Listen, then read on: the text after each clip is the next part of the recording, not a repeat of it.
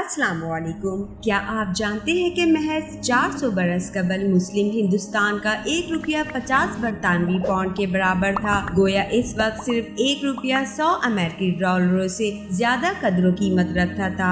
تب مغلیہ سلطنت دنیا کی سپر پاورز میں شامل تھی۔ مستقبل کی سپر پاور برطانیہ کا سفیر مسلم حکمرانوں کی منتیں کرتا پھرتا تھا کہ انہیں ہندوستان کا تجارتی ویزا دیا جائے، اور آج انقلابات ہیں زمانے کے۔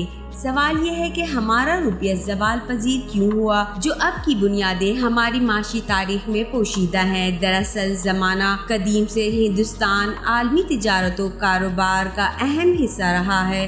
اس تجارت کا آغاز تقریباً 2500 سال پہلے ہوا۔ تب چین و ہندوستان اور مشرقی ایشیا سے بحری و ارضی راستوں کے ذریعے کپڑا، مسالے، خوشبوات، قیمتی پتھر، لوہا، اناج وغیرہ یورپ جانے لگا۔ دور قدیم کا پہلا مشہور تجارتی راستہ بنجور راستہ کہلایا۔ اس راستے کی تجارت ہندوستانی اور عرب تاجروں کے ہاتھوں میں ہی تھی۔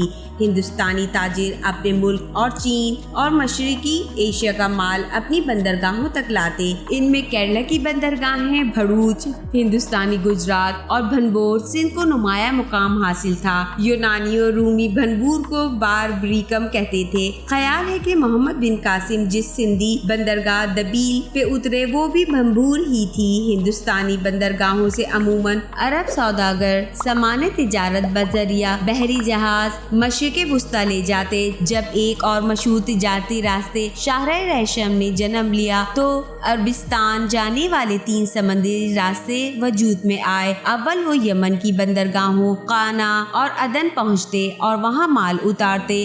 ادھر سے اندرون عرب کے تاجر اونٹوں پر سامان لاتے اور نجران، مدینہ منورہ، خیبر اور بطرہ کے راستے بحیرہ روم پہ واقع بندرگاہوں تک پہنچاتے تاکہ وہ آگے یورپ تک جا سکے۔ مکہ مکرمہ کے قریش اسی تجارت سے وابستہ تھے اور نبی حضرت محمد صلی اللہ علیہ وسلم نے بھی نوجوانی میں اسے اختیار فرمایا۔ بعض تاجر خلیج فارس سے ہوتے ابلا جا پہنچتے جو تب اپولو گھس کہلاتا تھا۔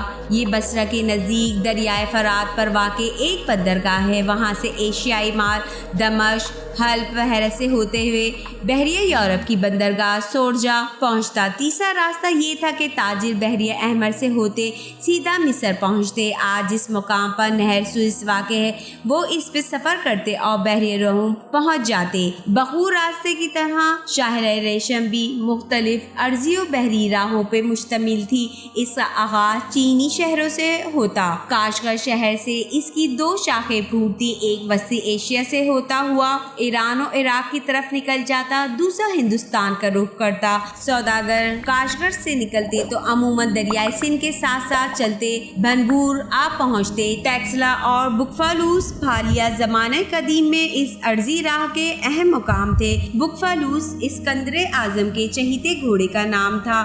مورخین نے لکھا ہے کہ پھالیا گجرات یا بحرہ میں وہ مر گیا۔ اس کی یاد میں پھر یونانی سپہ سالار بکفالوس نامی شہر بسایا۔ درج بالا حقائق سے آیا ہے کہ ہندوستان عالمی تجارت و کاروبار کا بڑا مرکز تھا، چنانچہ ملک میں ہزاروں لوگ صنعت و تجارت سے منسلک تھے۔ ہندوستان میں عام طور پر خوشحالی تھی۔ جنگ و جدل کے باوجود لوگ بڑھ چڑھ کے ملک کی ترقی میں حصہ لیتے۔ چاندنیوں طلائی ہندوستانی سکوں کی دنیا بھر میں قدر تھی۔ اس ترقی کو پہلا نقصان اس وقت پہنچا جب ہندوستان عالمی تجارتی راستوں کا حصہ نہ رہا۔ 1260 کی بات ہے جب ایک یورپی سوداگر نے ایشیائی تاجروں کی سپریمیسی کو چیلنج کرنے کا فیصلہ کیا۔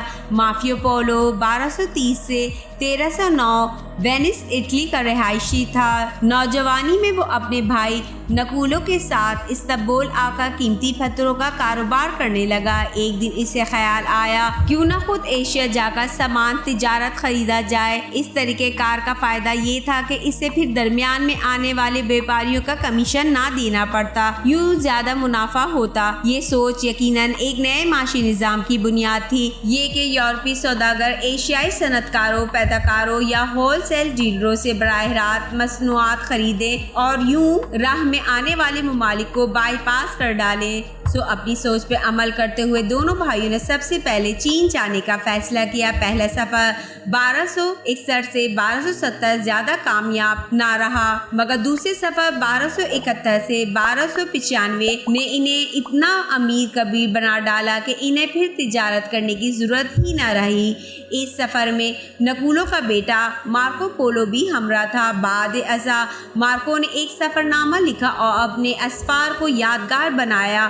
مارکو پولو کے سفر بہت کٹھن اور دشوار گزار تھے، تاہم انہوں نے یورپی تاجروں سے لے کر حکومتوں تک کو یہ راہ ضرور دکھائی کہ وہ اگر خود پیدا کاروں سے رابطہ کریں تو انہیں سستا مال میسر آئے گا۔ بعد ازاں بدلتے سیاسی و مذہبی حالات نے بھی انہیں اسی سمت مائل کر دیا۔ ہوا یہ کہ 1453 میں مسلمانوں نے استنبول فتح کر لیا، سو عالمی تجارت کا بنیادی راستہ ان کے قبضے میں آ گیا۔ اب یورپی طاقتیں شدومت سے ایشیائی مصنوعات کی رسائی کے لیے نئے بحری راستے تلاش کرنے لگی۔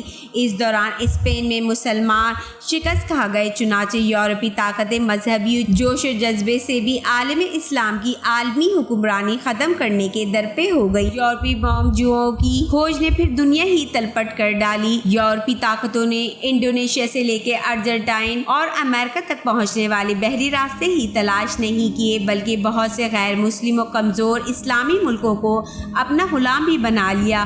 انہی ممالک کے قدرتی وسائل سے فائدہ اٹھا کر یورپ دولت مند و خوشحال ہونا شروع ہوا۔ زائد سرمایہ نے خصوصاً وہاں سائنس و ٹیکنالوجی کو زبردست ترقی دی۔ ٹیکنالوجی کے بدن سے جدید اسلحے نے جنم لیا اور یوں یورپی طاقتوں کو اس قابل بنا دیا کہ اسلامی سپر پاور خصوصاً ترک، عثمانی و مغلیہ سلطنتوں کو ختم کر سکیں۔ 16ویں صدی میں جیسے ہی نئے بحری راستے دریافت ہوئے، ہندوستان کی معیشت میں ضعف آنے لگا۔ اسی دوران ملک خانہ جنگیوں کا بھی نشانہ بن گیا۔ ہندوستانی اسلامی رویے کی قدر پہ کاری وار انگریزوں نے کیا۔ 18ویں صدی میں جیسے ہی برطانوی ہندوستان پہ قابض ہوئے، ہندوستانی روپے کی قدر گھٹنے لگی۔ 1900 عیسوی میں 15 روپے ایک برطانوی پاؤنڈ کے برابر تھے۔ غرض 16ویں صدی سے 18ویں صدی کے درمیان دیکھتے ہی دیکھتے ہندوستان سمیت بیشتر اسلامی ممالک جغرافیائی یا معاشی طور پر یورپ کے زیر دست آ گئے۔ بدقسمتی سے مسلمانوں نے سائنسی و علمی میدان میں مقابلہ نہیں کیا، بلکہ نقلچی بننے کو ترجیح دی۔ ان کے تخلیقی صوتے خوش ہوئے تو ان میں اخلاقی برائیاں بھی در آئیں۔ ادھر یورپی نہ صرف مادی بلکہ اخلاقی لحاظ سے بھی ترقی کر گئے، سو ان میں کئی اخلاقی خامیاں مثلاً جھوٹ، بے ایمانی، فرائض سے غفلت، بد انتظامی وغیرہ کم ملتی ہیں۔ قرآن پاک میں امر ربی آیا ہے کہ علم رکھنے والا اور بے علم برابر نہیں ہو سکتے۔ جب تک مسلمان سائنسی، تکنیکی، تہذیبی اور ثقافتی طور پہ مغرب کی غلامی کا طوق اپنی گردن سے نہیں اتارتے، مغربی طاقتیں خصوصاً معاشی میدان میں ان پہ حکمرانی کرتی رہیں گی۔ اس امید کے ساتھ اجازت دیجیے کہ آپ کو ہماری ویڈیو پسند آئی ہوگی۔ ملتے ہیں بہت جلد ایک نئی تاریخی، تحقیقی، معلوماتی ویڈیو کے ساتھ۔ دیکھتے رہیے وائس آف مقدس۔ جاتے جاتے بس اتنا کہوں گی، خوش رہیے اور دوسروں کو بھی خوش رکھیے۔ رب رکھا، خدا پامان، خدا حافظ، فی امان اللہ۔